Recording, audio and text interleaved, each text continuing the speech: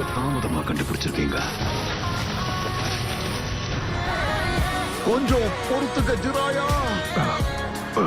ஒரு குரு எப்படிப்பட்டவரோ அதே போலதான் தன்னோட மாணவனும் வளருவான்னு சொல்லுவாங்க. அத நிஜம் நீ நிரூபிச்சிடுவல நருட்டோ. இவன் எழுந்து நிக்கிறதுக்கு இவனோட மன வலிமை உதவுது. ஜிராயா எழுந்துரு. நிச்சயமா இந்நேரத்துக்கு அவரோட இதயமே நின்று இருக்கணுமே. அவரு ரொம்ப அடம் பிடிக்கிறாரு.